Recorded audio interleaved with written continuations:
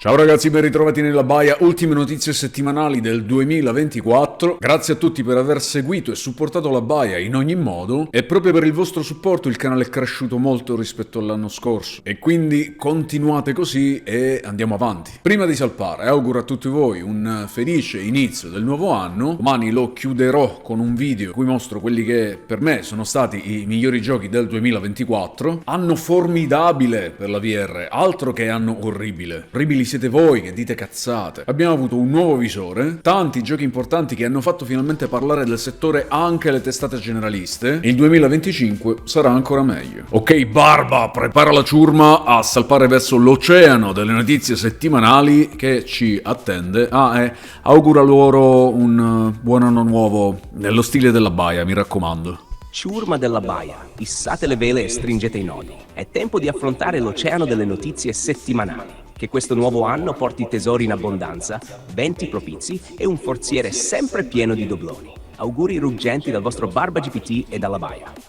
Durante il periodo natalizio molti utenti di Quest 2, 3 e 3S hanno segnalato un problema critico perché soprattutto quelli che hanno lasciato per molto tempo i visori inattivi hanno riscontrato un blocco dei visori dopo l'ultimo aggiornamento. Meta ha riconosciuto il problema e ha già fornito una soluzione, ossia quella di riavviare forzatamente il visore, tenendo premuto il tasto di accensione per 45 secondi, però questa soluzione non sembra risolvere effettivamente il problema per tutti. Se siete tra quelli che stanno riscontrando dei problemi dopo l'ultimo aggiornamento software, provate quindi questa soluzione. Tenete 45 secondi il tasto di accensione premuto fin quando il visore non si riavvia e fatemi sapere tra i commenti se per voi ha funzionato. Questo però mi fa porre anche una domanda. Meta, ma li testate gli aggiornamenti prima di rilasciarli? E poi devo dire ottimo momento anche per rilasciare un aggiornamento che blocca il visore. Mi immagino tutti quelli che per Natale lo hanno scartato, attivato, aggiornato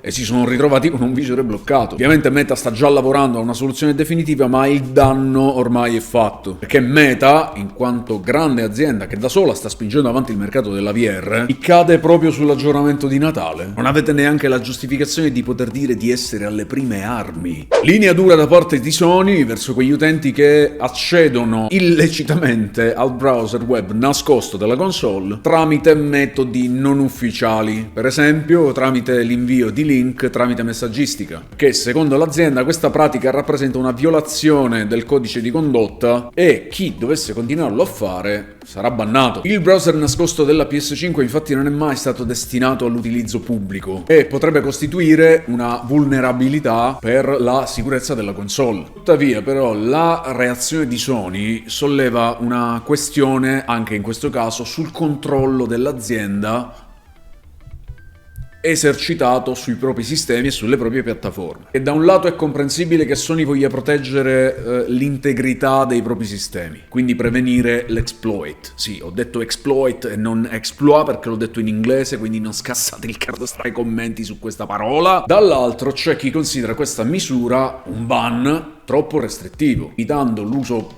creativo e non convenzionale da parte di utenti più esperti e che quindi sanno come utilizzarlo. Però anche in questo caso mi pongo la stessa domanda di prima. Sony, dove stanno i controlli da parte vostra prima di rilasciare un aggiornamento, un software o qualcosa sulle vostre piattaforme? Se non è lecito utilizzarlo, perché rilasciarlo e poi bannare la gente che lo usa?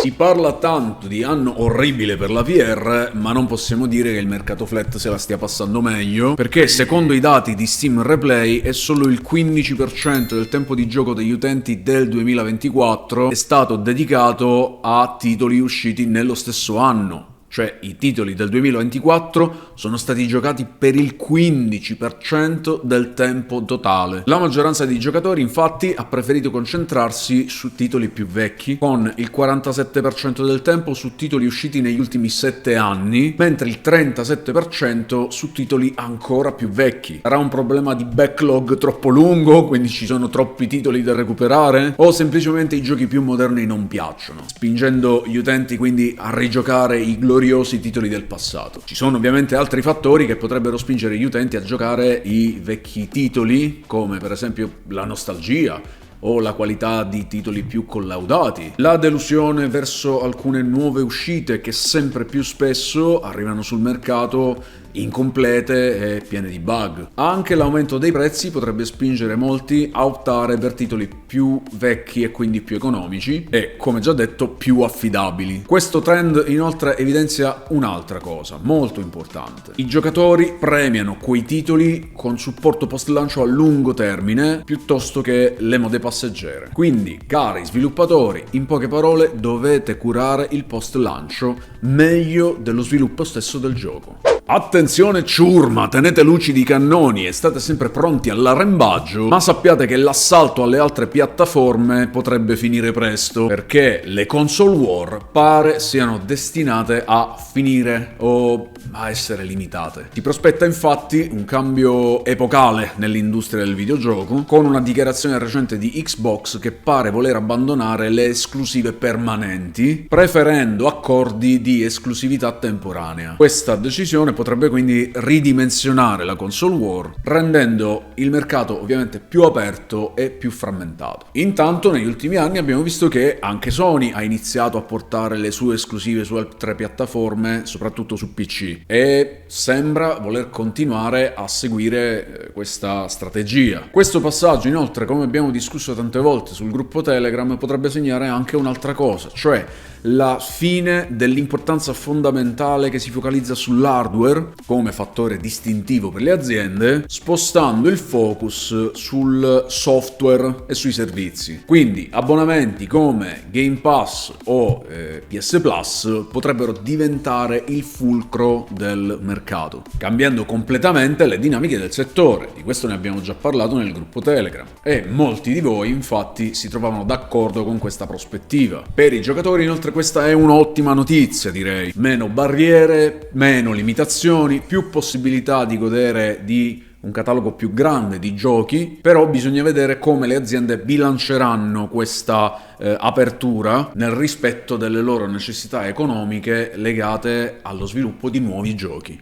Molti di voi che seguono il canale non sono iscritti, quindi prima che l'anno nuovo vi colga impreparati, iscrivetevi perché ci sono molte novità in arrivo per l'anno nuovo. Sarà l'aggiunta di un nuovo evento settimanale per voi, alcuni cambiamenti importanti sui contenuti del canale, eccetera. Insomma, iscrivetevi, attivate le notifiche e continuate a seguire. Vi ricordo sempre che nel primo commento e nella descrizione del video trovate dei link molto importanti, quello per l'acquisto di MetaQuest 3 e 3S che fino al 31 dicembre, vi ricordo, vi fa guadagnare 60 euro di credito anziché 30, link al gruppo Telegram con i giochi meta in sconto del 20% sempre fino al 31 dicembre, link al gruppo Telegram della Baia, link Instant Gaming per l'acquisto di chiavi di gioco a prezzi scontatissimi e link per accessori VR delle migliori marche quali Kiwi Design, Cyber VR, VR Cover, Aubica, AMVR, Gunstock di ProTube VR, lenti graduate VR Rock e vesti aptiche B-Haptics. Ogni link per questi accessori può essere utilizzato con relativo codice sconto per fare i vostri acquisti